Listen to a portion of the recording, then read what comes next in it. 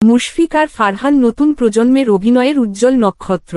১৯৯৩ সালের ২৮ আগস্ট জন্ম নেওয়া এই অভিনেতা তার নিখুঁত অভিনয়, সাবলীল সংলাপ ও স্বতঃস্ফূর্ত প্রকাশভঙ্গির মাধ্যমে জয় করেছেন কোটি ভক্তের হৃদয়। অল্প সময়ের মধ্যেই তিনি রূপালী পর্দা ও টেলিভিশন নাটকে অর্জন করেছেন অনন্য জনপ্রিয়তা। শুধু বাংলাদেশেই নয়, পার্শ্ববর্তী দেশগুলোতেও তার নাটক ঘিরে তৈরি হয় প্রবল উন্মাদনা। আজ আমি আপনাদের সঙ্গে শেয়ার করতে যাচ্ছি ফারহানের ইউটিউবে সর্বাধিক ভিউ পাওয়া সেরা ৭টি হাস্যরসাত্মক নাটকের কাহিনী, যা আপনাকে হাসতে হাসতে পাগল করে দেবে। ৭ সরি স্যার। ফারহান একজন তরুণ শিক্ষক, যিনি গ্রামের মেয়ে কেয়া পায়েলকে পড়াতে যায়। কেয়া পায়েল পড়াশোনার চেয়ে নিজের রোমান্টিকতা ও কল্পনায় বেশি মগ্ন থাকে। সেই নিজের কথা, ভঙ্গি ও আচরণে এমনভাবে ডুবে থাকে যে মাঝে মাঝে নিজেই মুগ্ধ হয়ে যায়। ফারহান ধৈর্য ধরে তাকে পড়ানোর চেষ্টা করলেও কেয়ার অদ্ভুত স্বভাব ও রোমান্টিক কল্পনা গল্পটিকে মজার ও ভিন্নধর্মী করে তোলে। কেয়ার রোমান্টিকতা আর ফারহানের কান্না দেখে আপনি অনেক হাসবেন। ৬ এখনও ভালোবাসি। নাটকে ফারহান ইন্টারভিউ এর জন্য এক মেয়েকে ডাকতে বললে যে মেয়েটি আসে দেখা যায় সে কেয়া পায়েল। ফারহান তাকে দেখে বলে ২ বছর প্রেমের পরও সে চাকরি পায়নি বলে ব্যবহার করে ছেড়ে দিয়ে এখন তার অফিসেই চাকরির জন্য কেন? নায়িকা চুপচাপ দাঁড়িয়ে থাকে আর ফারহান বলে তার অফিসে সে তাকে ক্লিনারের জব দেবে। নাটকে পিয়নের স্বপ্নগুলো সেই লেভেলের যা আপনাকে অনেক হাসাবে। ৫ কঞ্জুস। ২ কঞ্জুস। নাটকে ফারহান একজন ফ্যামিলি ম্যানের চরিত্রে অভিনয় করেছেন। তিনি প্রচণ্ড কঞ্জুস, যা তার স্ত্রী, সন্তান এবং পরিবারের জীবনেও প্রভাব ফেলে। নায়ক ও পরিবারের মধ্যে অর্থনৈতিক টানাপোড়েন ও ছোটখাটো ঝগড়া হাস্যরসের মধ্য দিয়ে ফুটে ওঠে।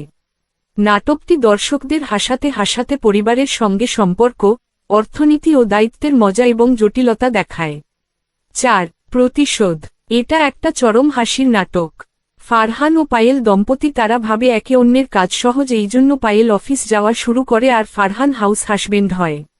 শুরুতেই বিপদ।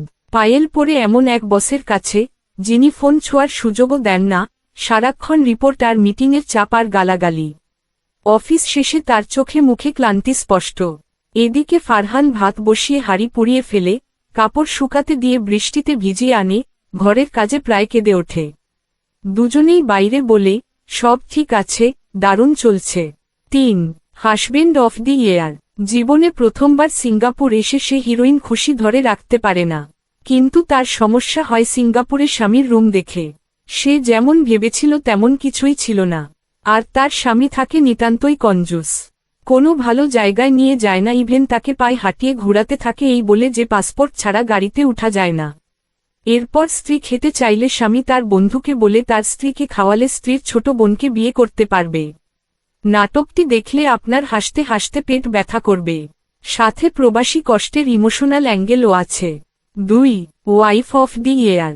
নাটকে হিরোইন প্রথমবার স্বামীর সাথে সিঙ্গাপুর আসেন। আর জীবনে প্রথমবার সিঙ্গাপুর এসে সে খুশি ধরে রাখতে পারে না। কিন্তু তার সমস্যা হয় সিঙ্গাপুরের ভাষা বুঝতে, যার ফলে তার আর সিঙ্গাপুরবাসীদের মাঝে ঘটতে থাকে মজার ঘটনা। নাটকে তিশার অভিনয় দেখলে আপনার হাসতে পেট ব্যথা করবে। নাটকের টুইস্ট হল হিরো নায়িকাকে বিয়ে করলেও মন থেকে ভালোবাসে না সে গ্রামের বলে। ১ আনলিমিটেড পেরা। খালি টানে আর টানে। ওয়েল কি এই কথার মানে? সেটা আপনি এখন না বুঝলেও এই নাটক দেখার পর আগামী ১০ বছরের জন্য এই লাইন আপনার মুখস্থ হয়ে যাবে। এটা একটা চরম হাসির নাটক। হিরো ও হিরোইন গার্লফ্রেন্ড বয়ফ্রেন্ড, কিন্তু এটা কোনো যেই সেই গার্লফ্রেন্ড লা। এ হলো কিরণমালা। এমন অদ্ভুত গার্লফ্রেন্ড আপনি কখনো দেখেননি।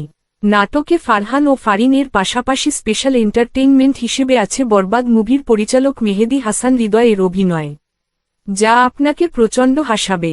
বন্ধুরা, এই ছিল মুশফিক আর ফারহানের সেরা ৭টি হাসির নাটক। আপনারা চাইলে এই নাটকগুলো দেখতে পারেন, নিশ্চয়ই নিরাশ হবেন না।